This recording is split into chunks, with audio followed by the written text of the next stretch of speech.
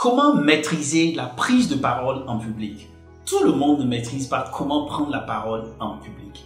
Et ceci est extrêmement important. Et surtout, lorsque tu es un professionnel, beaucoup d'occasions vont arriver au cours desquelles tu dois prendre la parole en public. Écoute cette vidéo jusqu'à la fin, car je vais partager avec toi quelques conseils qui vont te permettre d'améliorer tes prises de parole en public.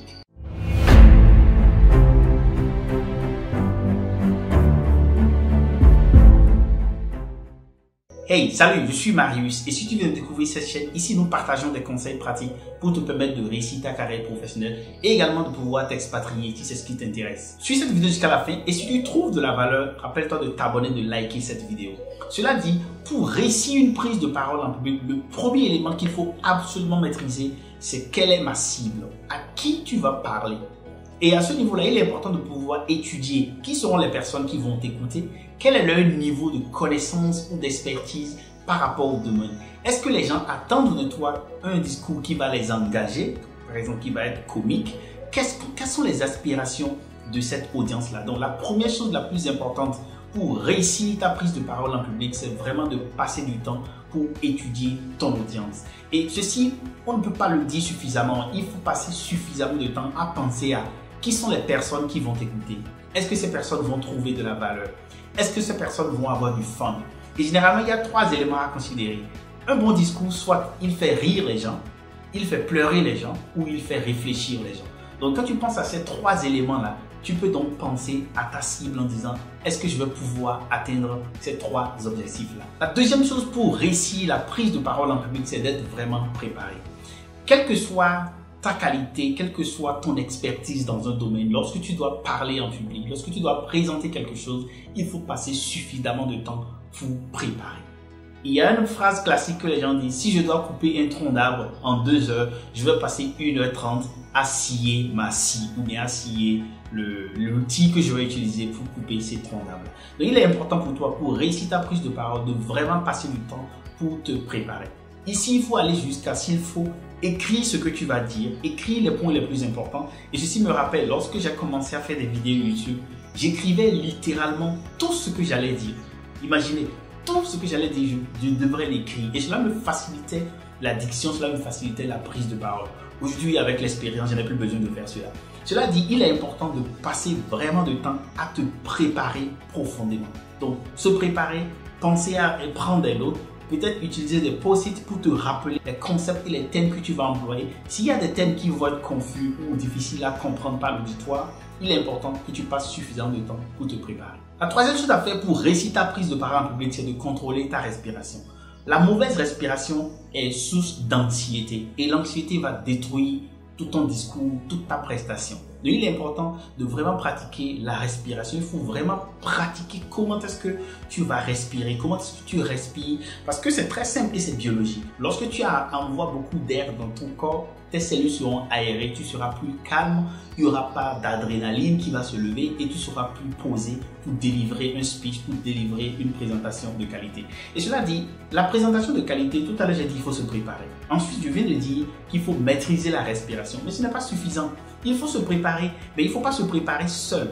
Si tu as envie de pratiquer l'art oratoire, surtout l'aspect de présenter des choses pour convaincre, pour vendre, pour réussir une interview, nous avons un club qui s'appelle le Club Interview Elite, dans lequel on prépare les professionnels, surtout pour réussir dans les interviews de haut niveau, mais également dans le marketing, dans la présentation ponctuelle dans le cadre professionnel. C'est un club qui est très utile et les gens qui sont dans le club tirent beaucoup de la valeur. Regarde dans le commentaire, tu verras le lien pour rejoindre le club Interview Elite. Et ceci est un espace pour toi sécurisé au cours duquel tu pourras pratiquer tes différentes présentations et les réussir. Et parlons de respiration.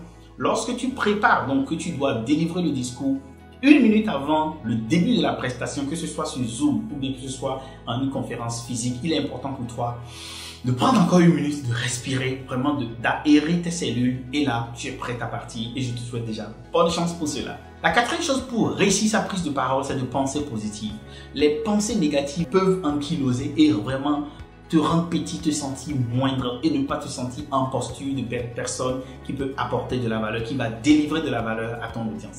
Donc, te libérer des pensées négatives, vraiment penser positif, ramener en toi toutes les bonnes choses qui te disent yes, tu es la meilleure personne, yes, tu es la personne capable de pouvoir passer ce message-là, de pouvoir sensibiliser, de pouvoir motiver ces personnes-là.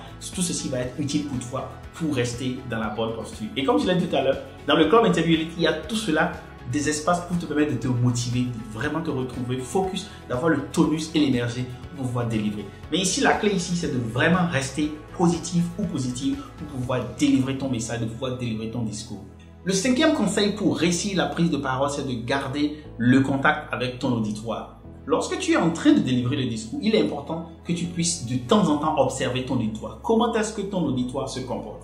Même si c'est sur Zoom, il est important de regarder comment les différentes personnes réagissent à ton discours. Quel est leur signe de visage? Comment cette personne-là interprète ce que tu es en train de dire? Si tu vois que les gens sont crispés ou bien ont la mine renfrognée, peut-être c'est le moment d'insérer une blague. Ou si les gens n'ont pas compris, peut-être les gens sont confus, c'est le moment d'expliquer un peu plus. Et quelquefois, lorsque nous parlons en tant que professionnels, on peut aller très vite, donc avoir un débit très accéléré. Et lorsque c'est le cas, en regardant et en gardant le contact avec ton auditoire, cela te permet de savoir comment t'ajuster. Est-ce qu'il faut diminuer le débit ou bien plutôt accélérer, parler plus vite? Donc voilà, un élément sur lequel il faut vraiment faire attention, c'est de garder le contact avec ton auditoire lorsque tu es en train de passer un discours, lorsque tu es en train de communiquer, de prendre de la parole en public. Et parlant de garder le contact avec l'auditoire, c'est également le lieu de préciser qu'il faut faire un peu de suspense. On n'aime pas savoir tout ce qu'on va dire en même temps. Donc, il est important lorsque tu es en train d'articuler, de pouvoir avancer les choses petitement, mais de donner toujours de l'appétit aux gens de pouvoir découvrir. Quand je fais par exemple mes vidéos et je partage des conseils avec toi, je te dis, aujourd'hui je vais partager plusieurs conseils, 7, 6, et cela te permet de dire, ok, donc il y a d'autres conseils qui vont venir. Donc il faut garder un peu le suspense comme ça et pouvoir donner l'appétit aux gens de pouvoir t'écouter jusqu'à la fin. Le 6e élément sur lequel il faut travailler pour réussir sa prise de parole, c'est de trouver le sujet captivant. Et au début, j'ai dit qu'il faut vraiment étudier son audience. En plus de cela, il faut choisir un sujet captivant. Il ne faut pas choisir un sujet qui va ennuyer les gens. Il faut choisir un sujet qui va permettre aux gens d'être intéressés, d'apprendre quelque chose.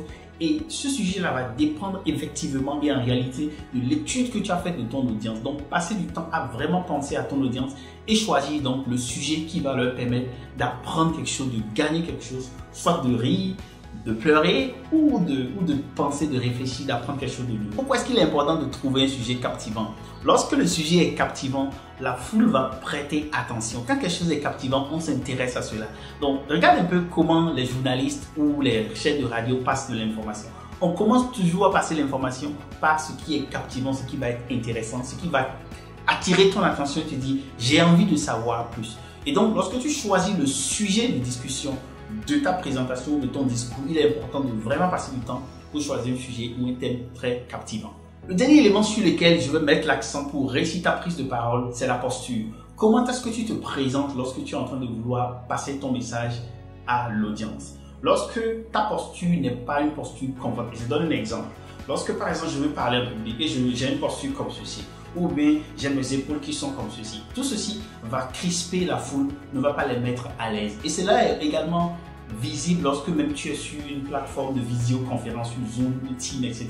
Donc la posture est très importante dans la manière dont tu vas pouvoir passer ton message.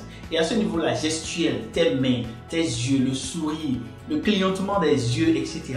va être très important. Il y a une amie qui récemment m'a dit que moi, mon tic à moi lorsque je parle en public, ce sont mes clignotements des yeux. Donc si tu remarques et si tu as fait attention, quand je parle, je clignote beaucoup les yeux.